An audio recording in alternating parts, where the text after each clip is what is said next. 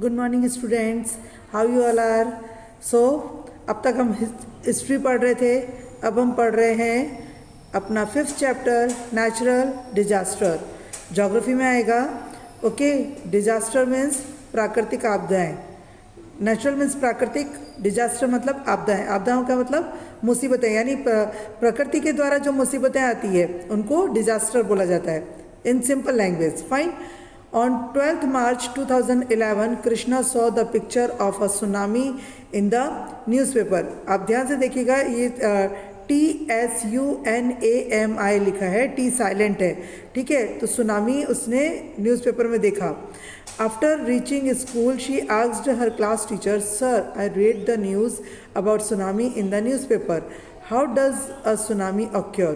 Sir, मैंने जो है सुनामी के बारे में अखबार में पढ़ा, सुनामी कैसे ऑक्योर हुआ, यानी सुनामी कैसे आया। Sir replied, natural disaster are of 2 types. जो प्राकृतिक आपदाएं होती है वो 2 तरह की होती है। डिजास्टर लाइक अर्थक्वेक, भूकंप आना, tsunami and volcano occur due to the changes in the interior of the earth. और सुनामी है और यह ज्वालामुखी जो फटते हैं वो कैसे, वो कब आते हैं, जब धरती के अंदर से बदलाव होते हैं। various disaster like floods, cyclone, forest fire, droughts etc. और इसके अलावा भी जो दूसरे डिजास्टर्स होते हैं जैसे कि बाढ़ आना, साइक्लोन चक्रवात आना, फॉरेस्ट फायर हो जाना, ठीक है, बांध टूट जाना, इस तरह का, ठीक है। Occur due to the changes on the surface of the earth. ये किस लिए होते हैं, देखो वॉल्केनोज है, सुनामी है, ये सब आते हैं जब और अर्थक्वेक, जब भूकंप आता है, ये कब आता है, जब धरती के अंदर परिवर्तन होता है। और बाढ़ है, साइक्लोन है, फॉरेस्ट फायर है, ये कब ऑक्योर होते हैं, जब धरती के ऊपर में चेंजेस होते हैं। नाउ हम पढ़ने जा रहे हैं अर्थक्वेक यानी भूकंप। ध्यान से पढ़ेंगे, बहुत ईजी है, आपको सिंपली समझ में आ जाएगा। The weak upper crust of earth suddenly experiences tremors either due to collision of plates or due to the tremendous pressure in the interior of the earth। या तो केमिकल्स के जो अप एंड डाउन्स होते हैं, देखो ये यहाँ पे एपिक सेंटर बताया हुआ है कि जहाँ से भूकंप आता है, ठीक है। डायग्राम में देखो तो इसमें क्या होता है कि सडनली जो है वो काफ़ी सारी जो धरती है वो बहुत भागों में प्लेट्स के तौर पे डिवाइड होनी शुरू हो जाती है, कटनी शुरू हो जाती है, या धरती पर अंदर से कोई दबाव आता है, तब जो है वो अर्थक्वेक आता है। Waves trimmers of earthquake originate from its hypocentre which is deep down below the surface of the अर्थ। धरती से बहुत बहुत नीचे की तरफ से जो है उसका एपिक सेंटर होता है, यानी वहाँ से जब दबाव बढ़ रहा होता है तो जो है वो इस तरह की वेव्स चलने लगती है, या फिर धरती पर भूकंप आने की संभावनाएं बढ़ जाती है। सच सडन शेकिंग और trembling is known as the earthquake.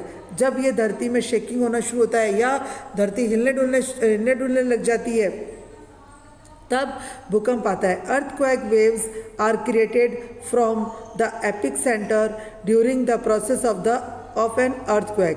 Earthquake occur due to internal disturbance in the earth. Okay, यहाँ पे देख लीजिए, scene of destruction due to the earthquake and 5.1 है the disturbance on the surface due to earthquake. The waves of earthquake spread outward from the epicenter.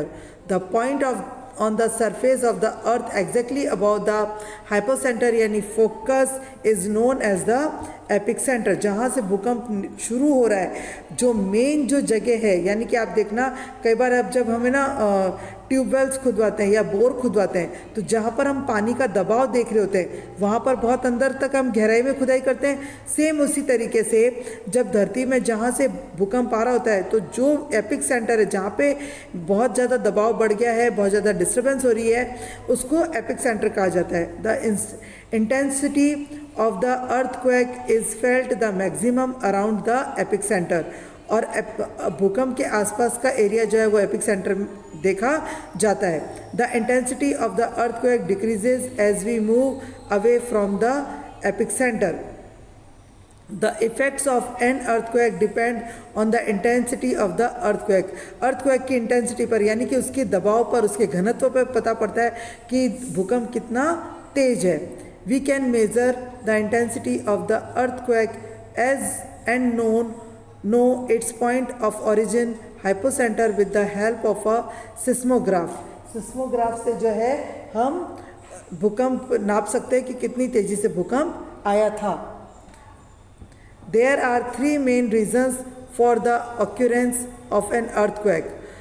Earthquake caused by volcanic eruption, earthquake caused by strike slip faults, earthquake caused by subduction in an active subduction zone.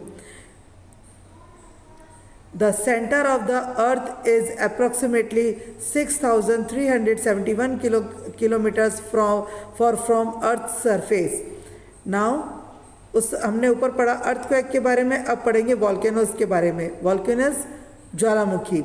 Volcanoes refers to an opening in the earth's crust from which motion, lava, rock fragments, ashes, dust and gases are ejected from below the earth surfaces.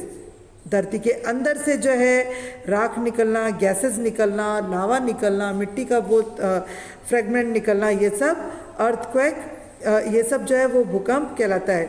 5.3 dormant volcanoes, 5.4 active volcanoes. ये हम पढ़ेंगे कि ये हम अगली उसमें next में पढ़ेंगे कि ये क्या होता है. अभी देखिए, volcanic eruptions occur due to 4 main reasons. High temperature in the interior of earth, creation of magma. Magma किसको बोलते हैं? जहाँ से मिट्टी और गैसेस का जो है वो एक साथ सरफेस बढ़ जाता है, ठीक है, उसको मैग्मा बोला जाता है. Creation of gases and vapours, rising of magma towards earth surface. The magma is pushed upward by the gases lying under the magma. Secondly, the water percolating through the cracks and opening of weak rock surface turn into vapor. कहने का मतलब ये कि magma से जब लावा जो बाहर निकलता है गैस का और जो रॉक्स का होता है, वो जब छोटे छोटे भागों में बढ़ जाता है ना, तो उससे क्या होता है, वेपर यानी भाप बनने लगती है. और वो किसी एक एपिक सेंटर से यानी किसी एक जगह से वो जहाँ पे दबाव बढ़ रहा है वहाँ से वो फूटती है. आप देखना, जब भी ज्वालामुखी फूटता है तो पहले जो है वो धीरे धीरे धुआं निकल रहा होता है ना, वो क्या है, भाप है. This vapour is full of pressure owing to lack of space and tries to come out with the great force. बता दिया कि है ना, ये जो मैग्मा के कारण होती है, तो ये धीरे धीरे जो है वो बाहर निकलने की कोशिश कर रही होती है और फिर एकदम से इसमें राइजिंग होता है.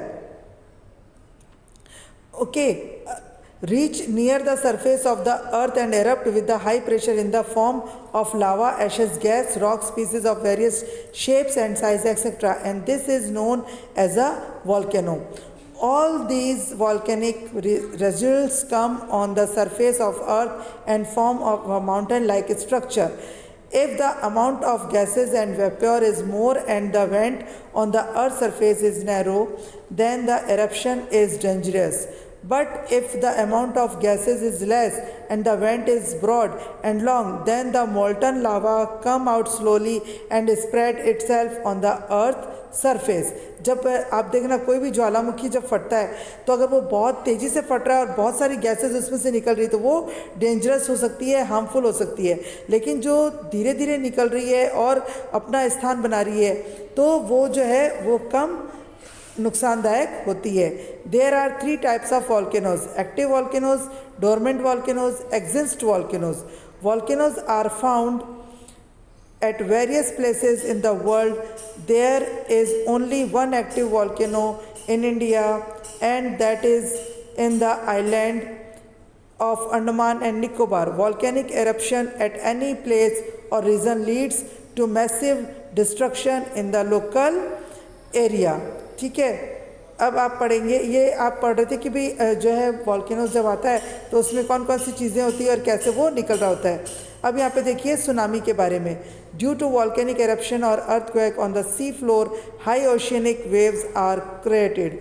भूकंप के कारण या जो वॉल्केनिक एरप्शन होता है उसके कारण अगर है ना बहुत तेज़ी से जो है समुद्री प्रभाव, समुद्र पे प्रभाव पड़ता है, वहाँ से तेज़ हवाएं चलने लगती है, तेज़ लहरें उठने लगती है. They are known as a tsunami. They are high and have unimaginable length, इनकी जो हाइट होती है वो बहुत ज़्यादा होती है, बहुत हाई फ्लो होता है और इनको हम इमेजिन भी नहीं कर सकते इतनी इनकी लंबाई होती है। There length is approximately 700 to 1600 kilometers. Okay, these waves travel with a great speed and force. By the time they reach the coast, they attain great height and power, which causes a great deal of destruction in the coastal region. It was witnessed on 11th March 2011 in Japan. ठीक है, strong and whirling winds also created big and strong waves. बहुत तेज़ तूफ़ानी हवाएं चलने लग जाती है और उसके साथ में हवाएं तो चलती है लेकिन उसके संबंध में पानी जो है वो बहुत तेज़ी से बढ़ता है। आपने देखा होगा जब ये सुनामी आया था पूरा सब तहस नहस हो गया था, है ना। Once the storm gets over these waves become fall with a high wavelength which can travel great distance. Such waves cause a great deal of destruction in the coastal region. Coastal region समुद्र के आसपास के इलाके, hence they are known as the destructive waves. At time rocks falls, ice falls and underwater landslides or slumps can generate displacement of water to create a tsunami. बताया मैंने आपको कि तेज़ हवाएं चलना एक रीज़न है, लेकिन उसके साथ में जो है वो लैंडस्लाइड होती है, बर्फ़ गिरती है, मिट्टी उड़ती है, मतलब पूरा जो है वो पानी के साथ में तहस नहस हो जाता है। ध्यान से पढ़िएगा, बहुत इजी है। कुछ भी डिफ़िकल्टी होती है तो आप feel free ask me. Okay, now bye.